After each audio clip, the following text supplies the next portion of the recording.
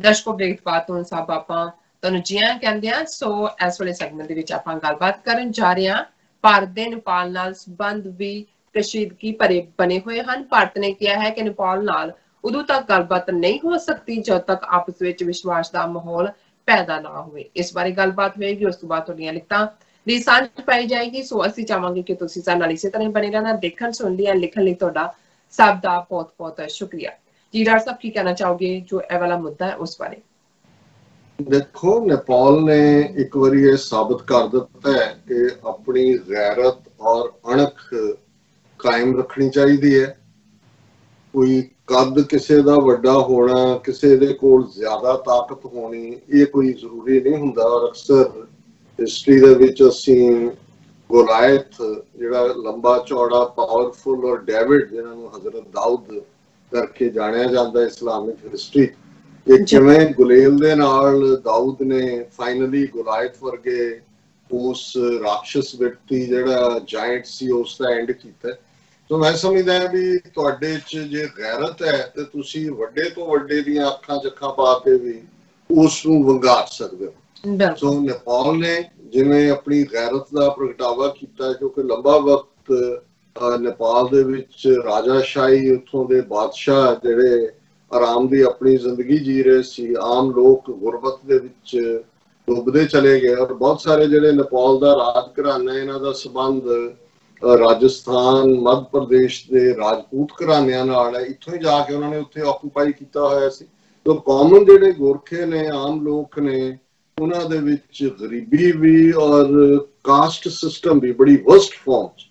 ਅਸੀਂ ਅੰਦਾਜ਼ਾ ਵੀ ਨਹੀਂ ਲਾ ਸਕਦੇ ਕਿ ਵੀ ਅੱਜ ਤੱਕ ਵੀ ਨੇਪਾਲ ਦੇ ਵਿੱਚ ਜਦੋਂ ਇਹ ਹੁਣ ਨਵੀਂ ਹਕੂਮਤ ਆਈ ਜਿਹਨੇ ਕਨਸਟੀਟਿਊਸ਼ਨਲੀ ਇਹ ਕਿਹਾ ਵੀ ਅਸੀਂ ਹਿੰਦੂ ਨਹੀਂ ਹੈਗੇ, ਸੈਕੂਲਰ ਬਣਾਇਆ, ਔਰ ਇਹਨਾਂ ਈਵਨ ਇਸ ਰੈਵੋਲੂਸ਼ਨ ਨੂੰ ਲਿਆਉਣ ਵਾਲੇ ਵੀ ਜਿਹੜੇ ਮੈਜੋਰਟੀ ਲੋਕ ਲੜੇ ਲੰਬਾ ਵਕਤ ਸਿਵਲ ਵਾਰ ਵਾਂਗ 70-80 ਹਜ਼ਾਰ ਲੋਕ ਮਾਰੇ ਗਏ, ਉਹਨਾਂ ਦੇ ਵਿੱਚ ਬਹੁਤ ਸਾਰੇ ਇਹਨਾਂ ਵੱਲੋਂ ਬਣਾਏ ਸ਼ੂਦਰਾਂ ਚੋਂ ਸੀ। ਸੋ ਜ਼ਾਹਿਰ ਹੈ ਕਿ ਉਹ ਹੁਣ ਕੱਲਾ ਇਹੀ ਨਹੀਂ ਹੈ ਕਿ ਵੀ ਆਪਣੇ ਆਪ ਨੂੰ ਐਸਰਟ ਕਰ ਰਹੇ ਨੇ ਜਾਂ ਹਿੰਦੂ ਤਵੀਆਂ ਨੂੰ ਚੈਲੰਜ ਕਰ ਰਹੇ ਨੇ। ਉਹ ਵਿਦਨ ਦਾ ਸਿਸਟਮ ਵੀ ਜਿਹੜਾ ਬ੍ਰਾਹਮਣਵਾਦ ਦਾ ਔਰ ਜਿਹੜੇ ਖਾਸ ਤੌਰ ਤੇ ਮੇਧਾਵੀ ਲੋਕਾਂ ਰਾਹੀਂ ਜਿਹੜਾ ਇਹਨਾਂ ਨੇ ਆਪਣਾ ਹਿੰਦੂਤਵਾ ਦਾ ਸੌਦਾ ਵੇਚ ਰਹੇ ਸੀ, ਔਰ ਰਾਜਾਸ਼ਾਹੀ ਰਾਹੀਂ ਸਿੱਧਾ ਹੀ ਵਿਸ਼ਵ ਹਿੰਦੂ ਪਰਿਸ਼ਦ ਦੀਆਂ ਕਨਵੈਨਸ਼ਨਸ ਕਾਠਮੰਡੂ ਚ ਹੁੰਦੀਆਂ ਸੀ। RSS ਦੇ ਜਿਹੜੇ ਵੱਡੇ ਲੋਕ ਨੇ ਉੱਥੇ ਤੁਰੇ ਹੀ ਰਹਿੰਦੇ ਸੀ, ਕਿਉਂਕਿ ਉਹ ਤਾਂ ਇਹ ਸਮਝਦੇ ਸੀ ਕਿ ਕਾਠਮੰਡੂ ਨੂੰ ਨੇਪਾਲ ਨੂੰ ਆਧਾਰ ਬਣਾ ਕੇ ਅੱਗੇ ਉਹ ਇੰਡੋ ਚਾਈਨਾ ਜਿਹਨੂੰ ਇਹ ਕਹਿੰਦੇ ਨੇ, ਇੰਡੋਨੇਸ਼ੀਆ ਤੱਕ, ਮਲੇਸ਼ੀਆ ਤੱਕ, ਜਿਹਨੂੰ ਇਹ ਆਪਣੇ ਪੁਰਾਣੇ ਉਸ ਜਿਹੜੀ ਹੈ ਉਹ ਹਿੰਦੂ ਰੂਟਸ ਨਾਲ ਜੋੜਦੇ ਨੇ ਕਿ ਜੀ ਦੇਖੋ ਉਹਨਾਂ ਦੇ ਵੀ ਜਿਹੜਾ ਉਹਦੇ ਤੇ ਸਟੈਂਪ ਦੇ ਉੱਤੇ ਜਾਂ ਉਹਨਾਂ ਦੀ ਕਰੰਸੀ ਦੇ ਉੱਤੇ ਜਿਹੜਾ ਉਹ ਗਣੇਸ਼ ਜੀ ਦੀ ਫੋਟੋ ਹੈ, ਔਰ ਬਾਲੀ ਜਿਹੜਾ ਉਹਨਾਂ ਦਾ ਆਈਲੈਂਡ ਹੈ ਇੰਡੋਨੇਸ਼ੀਆ ਦਾ, ਉਹ ਬਾਲੀ ਸੁਗਰੀਵ ਦਾ ਭਰਾ, ਔਰ ਉੱਥੇ ਪੁਰਾਣਾ ਮੰਦਿਰ। ਔਰ ਇਹ ਸਾਰਾ ਜਦੋਂ ਅਸੀਂ ਐਕਸਪੈਂਸ਼ਨਿਸਟ ਡਿਜ਼ਾਈਨਸ ਦੀ ਗੱਲ ਕਰਦੇ, ਸੋ ਇਹ ਲੰਬਾ ਚੌੜਾ ਪਾਰਟ ਹੈ। ਨੇਪਾਲ ਨੂੰ ਤਾਂ ਸਮਝਦੇ ਸੀ ਕਿ ਇਹ ਤਾਂ ਵੈਸੇ ਹੀ ਜਿਹੜੇ ਨੇ ਉਹ ਸਾਡੇ ਨੇ, ਔਰ ਜਿਵੇਂ ਇੱਧਰ ਸਾਡੇ ਨਾਰਥ 'ਚ ਸਮਝਦੇ ਨੇ ਸੀ ਕਿ ਸਿੱਖ ਸਾਡੇ ਹਨੂਮਾਨ ਨੇ, ਇਹਨਾਂ ਦੀ ਪੂੰਛ ਨੂੰ ਅੱਗ ਲਾ ਦਿਓ, ਜਿਹਦੇ ਮਰਜ਼ੀ ਗੱਲ ਪਵਾ ਦਿਓ। ਤੇ ਉਧਰ ਉਹ ਸਮਝਦੇ ਸੀ ਕਿ ਵੀ ਕੱਲ ਨੂੰ ਜੇ ਚਾਈਨਾ ਨੂੰ ਜਾਂ ਦੂਸਰੇ ਪਾਸੇ ਵੰਗਾਰਨੇ ਤੇ ਨੇਪਾਲੀ ਸਾਡੇ ਹਨੂਮਾਨ ਨੇ। ਗੋਰਖੇ ਆਲਰੇਡੀ ਫੌਜ ਦੇ ਵਿੱਚ ਲਾਇਲ ਹੋਣਾ ਜਾਂ ਦੂਜਾ ਹੋਣ ਦਾ ਮਤਲਬ ਤਾਂ ਇਹੀ ਹੁੰਦਾ ਹੈ ਕਿ ਤੁਸੀਂ ਆਪ ਨਹੀਂ ਸੋਚਦੇ, ਤੁਸੀਂ ਕਿਸੇ ਦੇ ਲਈ ਲੜਦੇ ਹੋ। ਔਰ ਇਹ ਵੀ ਇੱਕ ਖਾਸ ਗੱਲ ਰਹੀ ਜਿਹਦੇ ਚ ਅੰਗਰੇਜ਼ਾਂ ਨੇ ਵੀ ਵਰਤਿਆ ਸਾਨੂੰ, ਔਰ ਗੋਰਖਿਆਂ ਨੂੰ ਵੀ ਵਰਤਿਆ, ਔਰ ਇਹਨਾਂ ਨੇ ਵੀ ਹਿੰਦੂ ਤਵੀਆਂ ਨੇ ਵੀ ਵਰਤਿਆ। ਲੇਕਿਨ ਹੁਣ ਇਹ ਲੱਗਦਾ ਹੈ ਕਿ ਵੀ ਨੇਪਾਲੀਆਂ ਦੀ ਜਿਹੜੀ ਜਾਗੀ ਅਣਖ ਹੈ, ਔਰ ਇਹ ਸਿਰਫ ਇੰਨਾ ਨਹੀਂ ਹੈ ਕਿ ਇੰਡੀਆ ਨੂੰ ਇਹ ਲੱਗੇ ਕਿ ਭਾਈ ਆ ਜਿਹੜੇ 3 ਇਲਾਕੇ ਨੇ, ਲਿਪੂ ਲੇਕ ਹੈ, ਕਾਲਾ ਪਾਣੀ ਹੈ ਜਾਂ ਲਿੰਪੀਆ ਧੁਰਾ, ਇਹਨੂੰ ਲੈ ਕੇ ਉਹਨਾਂ ਨੇ ਨੇਪਾਲ ਨੂੰ ਨਾਰਾਜ਼ ਕੀਤਾ। ਉਹ ਤਾਂ ਦੇਖ ਰਹੇ ਨੇ, ਜਿਹਨੂੰ ਅਸੀਂ ਪੰਜਾਬੀ ਚ ਗੱਲ ਕਹਿੰਦੇ ਹਾਂ ਕਿ ਗੱਲ ਸਹੇ ਦੀ ਨਹੀਂ ਹੈ, ਪਹੇ ਦੀ ਹੈ, ਕਿ ਨੇਪਾਲ ਆਪਣੇ ਆਪ ਨੂੰ ਐਸਰਟ ਕਰ ਰਿਹਾ। ਉਹਨਾਂ ਨੂੰ ਲੱਗਦਾ ਵੀ 3 ਪਾਸਿਓਂ ਸਾਡੇ ਨਾਲ ਘਿਰਿਆ ਹੈ। ਕਲਕੱਤੇ ਤੋਂ ਜਿਹੜਾ ਟਰੱਕ ਜਾਂਦਾ ਹੈ, ਜਾਂਦੇ ਨੇ ਉੱਥੇ ਤੇ ਸ਼ਾਮ ਨੂੰ ਉਹਨਾਂ ਦੇ ਚੁੱਲ੍ਹਿਆਂ ਤੇ ਰੋਟੀ ਪੱਕਦੀ ਹੈ। ਇਹ ਸਾਡੇ ਨਾਲ ਕਿਵੇਂ ਜਿਹੜਾ ਅੱਖ ਚ ਅੱਖ ਪਾ ਕੇ ਗੱਲ ਕਰ ਰਹੇ ਨੇ। ਪਰ ਨੇਪਾਲ ਦੀ ਸੁਰ ਭਾਵੇਂ, ਕਿਉਂਕਿ ਜਿਹੜੀਆਂ ਮੇਧਾਵੀ ਧਿਰਾਂ ਨੇ 35 ਉਹਨਾਂ ਦੇ MP ਨੇ, ਉਹ ਕਨਸਟੀਟਿਊਸ਼ਨਲ ਅਮੈਂਡਮੈਂਟ ਨਹੀਂ ਕਰ ਸਕੇ ਕਿ ਉਹਨੂੰ ਆਰਮੀ ਦੇ ਉਸ ਕੋਡ ਦੇ ਨਾਲ ਚੇਂਜ ਕਰ ਸਕਣ। ਹਾਲਾਂਕਿ ਉਹਨਾਂ ਨੇ ਨਵਾਂ ਤਾਂ ਜਾਰੀ ਕਰ ਦਿੱਤਾ ਹੋਇਆ ਆਪਣਾ ਨਕਸ਼ਾ, ਲੇਕਿਨ ਉਹਨਾਂ ਦੀ ਜਿਹੜੀ ਟੋਨ ਹੈ ਉਹ ਮੱਧਮ ਨਹੀਂ ਹੋਈ ਹੈ। ਉਹਨਾਂ ਦੇ ਪ੍ਰਾਈਮ ਮਿਨਿਸਟਰ ਓਲੀ ਦੀ ਹੋਏ, ਡਿਫੈਂਸ ਮਿਨਿਸਟਰ ਦੀ ਮੈਂ ਗੱਲ ਕੀਤੀ, ਉਹਨਾਂ ਨੇ ਕਿਹਾ ਜੀ ਸਾਡੀਆਂ ਫੌਜਾਂ ਬਹੁਤ ਜਿਹੜੀਆਂ ਨੇ ਉਹ ਵੈਲ ਰੈਡੀ ਨੇ, we can take India head on. ਔਰ ਹੁਣ ਵੀ ਔਰ ਉਹ ਭਾਰਤ ਨੂੰ ਸਿੱਧਾ ਕਿਹਾ ਉਹਨਾਂ ਨੇ ਵੀ ਗੱਲਬਾਤ ਸ਼ੁਰੂ ਕਰੋ।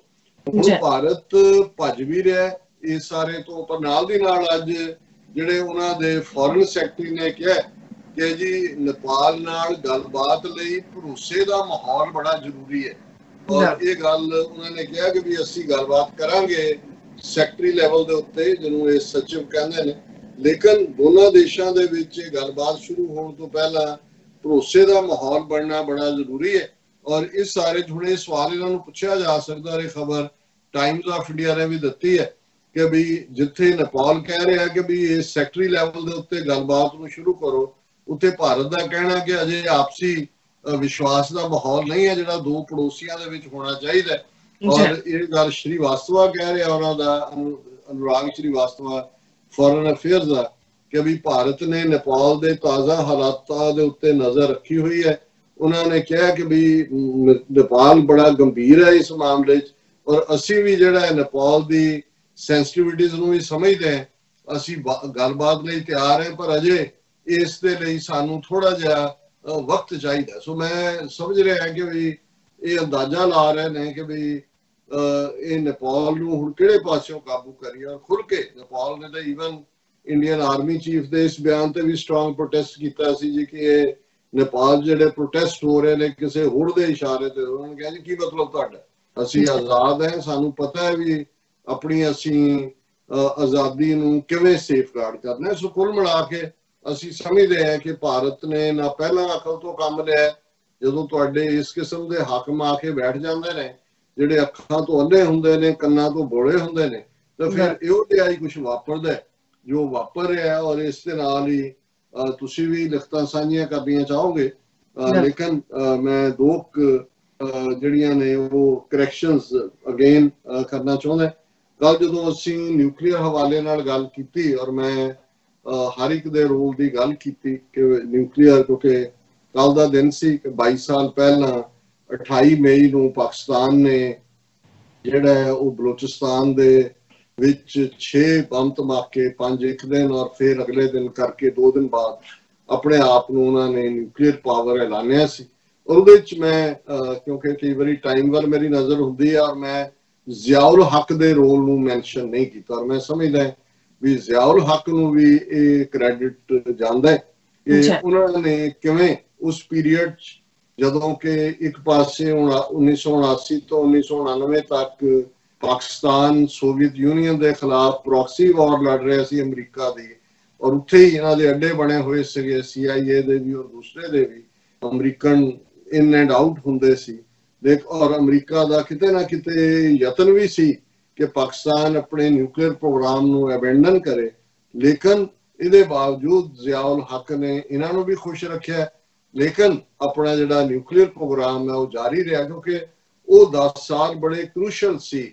ਔਰ ਜਦੋਂ ਤੱਕ ਇਹ ਸਾਰਾ ਡਿਵੈਲਪ ਹੋਇਆ, ਔਰ ਇਹ ਤਾਂ ਹੀ 1998 ਦੇ ਵਿੱਚ ਇਹ ਟੈਸਟ ਹੋ ਸਕੇ ਕਿ ਆਲਰੇਡੀ ਉਹਦੇ ਤੇ ਜਿਹੜਾ ਫਾਈਨਲ ਕੰਮ ਹੈ, ਬਹੁਤ ਸਾਰਾ ਕੰਮ ਜ਼ਿਆਉਲ ਹੱਕ ਦੇ ਪੀਰੀਅਡ 'ਚ ਹੋਇਆ ਸੀ। ਸੋ ਮੈਂ ਜ਼ਿਆਉਲ ਹੱਕ ਨੂੰ ਵੀ ਇਸ ਦਾ ਡਿਊ ਦਿੰਦਾ। ਔਰ ਬਾਕੀ ਸਾਡੇ ਇੱਕ ਦੋ ਦਰਸ਼ਕਾਂ ਨੇ ਲਿਖਿਆ ਕਿ ਜੀ ਤੁਸੀਂ ਅਪੀਲ ਕਰੋ ਇੰਡੀਅਨ ਗਵਰਨਮੈਂਟ ਨੂੰ ਕਿ ਅਸੀਂ ਤੁਹਾਡਾ ਅਭਿਨੰਦਨ ਜਿਹੜਾ ਫੜਿਆ ਸੀ ਉਹ ਤੁਹਾਨੂੰ ਮੋੜ ਦਿੱਤਾ ਸੀ, ਤੇ ਤੁਸੀਂ ਸਾਡਾ ਜਿਹੜਾ ਜਨਰਲ ਗੁਟਕੂ ਫੜਿਆ ਹੋਇਆ, ਕਿਉਂਕਿ ਜਨਰਲ ਗੁਟਕੂ ਕਿਹਾ, ਉਹਨਾਂ ਨੇ ਕਿਹਾ ਜੀ ਇਹ ਉਹਦੇ ਤੇ ਤੁਸੀਂ ਤਸ਼ੱਦਦ ਕਰ ਰਹੇ ਹੋ, ਅਸੀਂ ਤੁਹਾਨੂੰ ਨਹੀਂ ਤਾਂ UN 'ਚ ਲੈ ਜਾਵਾਂਗੇ, ਤੇ ਜਿਵੇਂ ਅਸੀਂ ਤੁਹਾਡਾ ਅਭਿਨੰਦਨ ਮੋੜਿਆ ਇਵੇਂ ਸਾਡਾ ਤੁਸੀਂ ਜਨਰਲ ਜਿਹੜਾ ਉਹ ਗੁਟਕੂ ਮੋੜ ਦਿਓ।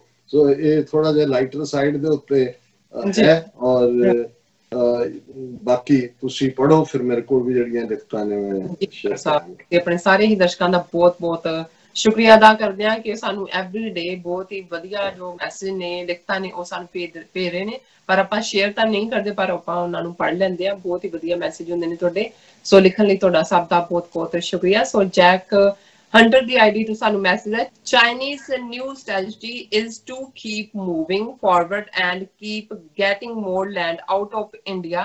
Negotiation only will happen, just not have war. That means giving up Indian area with the peace. Dr. Saab, what do you think?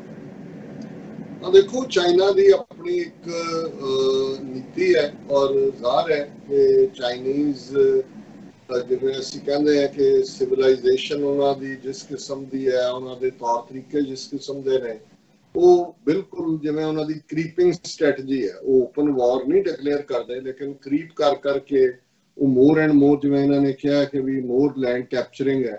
और ऑलरेडी जे इन्हां दी इंडियंस दी मनीए और उन्हां दे अपने जरनैलां दा और इन्हां दे मते 90,000 स्क्वायर किलोमीटर ऑलरेडी बाढ़ च उन्हां ने लई, और हुण भी जे 4 किलोमीटर 5 किलोमीटर तक अंदर आए ने, ते ये अंदाजा जिहड़ा किते 5,000 स्क्वायर किलोमीटर आ रहा है, किते 10,000 आ रहा है।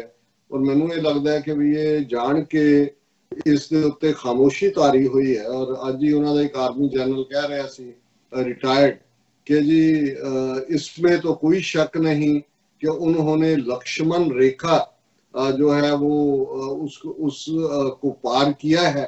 पर इतने कारण है कि दे क्रॉस, उन्होंने कहा जी जे हुण लक्ष्मण रेखा पार कर लई ते हुण तुसीं की कर रहे हो, तुहाडी 56 इंच दी छाती वाला प्राइम मिनिस्टर की कर रहा है, भारत मां दे बहादुर सपुत्र या RSS की मोहन भागवत की फौज जिहड़ा कहंदा सी जी कि फौज नूं तो तैयार हुंदे 6 महीने लगदे ने बॉर्डर ते जाण दे, साडे कोल जिहड़ा ओ असीं 4 दिनां दे विच साडे वॉलंटियर चले जाणगे। तो साडे कुछ दर्शकां ने लिखिआ कि हुण मोहन भागवत नूं कहो कि भाई अपने ये जिहड़े ने RSS दे संगी डांगां दे नाल भेजो और उत्थे जाके फिर इन्हां दा पता लगे भी की हैगा। सो मैं एक लिखत जिवें सीकिंग ट्रूथ दी ID तो कलीम जी दी है सानू, उन्होंने सत श्री अकाल अस्सलाम वालेकुम, वालेकुम सलाम जी। उन्होंने कहा कि डियर डॉक्टर साहब, I am waiting, I am writing to you after a long time. First of all, I'd like to congratulate TV84 SOS and the whole team for 100,000 subscribers on YouTube. I hope and pray that TV84 will get millions more subscribers, as it is the only channel where we can get in-depth analysis on current affairs and the only voice of independence for Khalistan. बहुत बहुत शुक्रिया ਤੁਹਾਡੀ ਮੁਬਾਰਕ ਲਈ ਵੀ, ਔਰ ਜਿਹੜੀ ਤੁਸੀਂ ਕਾਮਨਾ ਕੀਤੀ ਹੈ ਔਰ ਸਾਡੇ ਤੇ ਜਿਵੇਂ ਜਿੰਨਾ ਤੁਸੀਂ ਇਤਬਾਰ ਕਰਦੇ ਹੋ ਕਿ ਭਾਈ ਅਸੀਂ ਸੱਚ ਦੀ ਆਵਾਜ਼ ਬੁਲੰਦ ਕਰਦੇ, ਔਰ ਜ਼ਾਹਰ ਹੈ ਕਿ ਸਾਡਾ ਨਿਸ਼ਾਨਾ ਕੌਮੀ ਘਰ ਖਾਲਿਸਤਾਨ ਹੈ। ਪਰ ਇਸ ਦੇ ਨਾਲ ਨਾਲ ਮੈਂ ਸਮਝਦਾ ਜਦੋਂ ਸਾਡੇ ਪਾਕਿਸਤਾਨੀ ਵੀਰ ਭੈਣਾਂ ਸਾਨੂੰ ਲਿਖਦੇ ਨੇ ਕਿ ਵੀ TV84 is the channel of Sikhs and Pakistanis together, ਤੇ ਮੈਨੂੰ ਇਸ ਗੱਲ ਦਾ ਫਖਰ ਮਹਿਸੂਸ ਹੁੰਦਾ ਹੈ। ਔਰ ਸਾਡੀ ਵੱਡੀ ਗਿਣਤੀ 'ਚ ਸਾਡੇ ਪਾਕਿਸਤਾਨੀ ਭਰਾ ਭੈਣਾਂ ਦਾ ਸਾਡੇ ਨਾਲ ਜੁੜਨਾ, ਇਸ ਗੱਲ ਦਾ ਮੈਂ ਸਮਝਦਾ ਵੀ ਸਾਨੂੰ ਹੌਸਲਾ ਦਿੰਦਾ ਹੈ ਕਿ ਅਸੀਂ ਪਿਛਲੇ 8 ਸਾਲਾਂ 'ਚ ਇਸ ਡਾਇਰੈਕਸ਼ਨ ਦੇ ਵਿੱਚ ਪ੍ਰੋਗਰੈਸ ਕੀਤੀ ਹੈ, ਇੱਕ ਦੂਜੇ ਨੂੰ ਆਪਸ ਦੇ ਵਿੱਚ ਗਲੇ ਮਿਲਾਉਣ ਦੇ ਵਿੱਚ। ਫਿਰ ਉਹਨਾਂ ਨੇ ਕਿਹਾ, now I'd like to request to give an idea to SOS team to do a show on territories occupied by India forcefully, namely Sikkim, Nagaland, Manipur, Assam, etc. and Khalistan. I'm asking for this special request is because TV84 and the show SOS is being watched all the world over, and Dotsal's voice is being heard by many. Many of us don't know the history.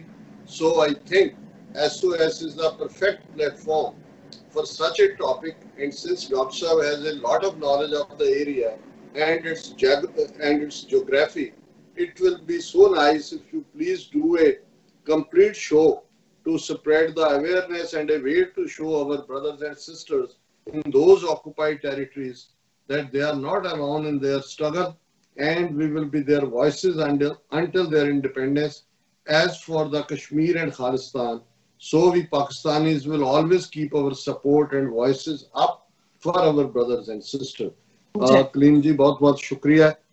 ਤੁਸੀਂ ਇੱਕ ਇਸ ਤੋਂ ਪਹਿਲਾਂ ਵੀ ਇਹ mention ਕੀਤਾ ਸੀ, ਅਸੀਂ ਇਸ ਤੇ ਜ਼ਰੂਰ ਕੰਮ ਕਰਾਂਗੇ ਕਿਉਂਕਿ ਕਸ਼ਮੀਰ ਦੇ ਹਵਾਲੇ ਨਾਲ ਅਸੀਂ ਅਕਸਰ ਗੱਲ ਕਰਦੇ ਹਾਂ, ਪਰ ਕਿਉਂਕਿ ਹੁਣ ਲੱਦਾਖ ਔਰ ਇਹ ਇੰਡੀਆ ਪਾਕਿਸਤਾਨ ਕਲੈਸ਼ ਦੀ ਲਾਈਨ ਆਈ ਹੈ, ਸੋ ਅਸੀਂ ਨਾਰਥ ਈਸਟ ਦੀਆਂ ਜਿਹੜੀਆਂ ਸਟਰਗਲਸ ਨੇ ਉਹ ਨਾਗਾਲੈਂਡ ਦੀ ਹੋਏ, ਉਹ ਜਿਹੜੀ ਆ ਉਹਨਾਂ ਦੀ ਬੇਸ਼ੱਕ ਲਾਲ ਡੈਂਗਾ ਨੇ ਅਲਟੀਮੇਟਲੀ ਸਮਝੌਤਾ ਕਰ ਲਿਆ ਸੀ ਡਿਸਾਈ ਦੇ ਵੇਲੇ, ਮਿਜ਼ੋਰਮ ਦੀ, ਔਰ ਉਹ ਅੱਜ ਕੁਆਇਟ ਹੈ ਰਿਲੇਟਿਵਲੀ।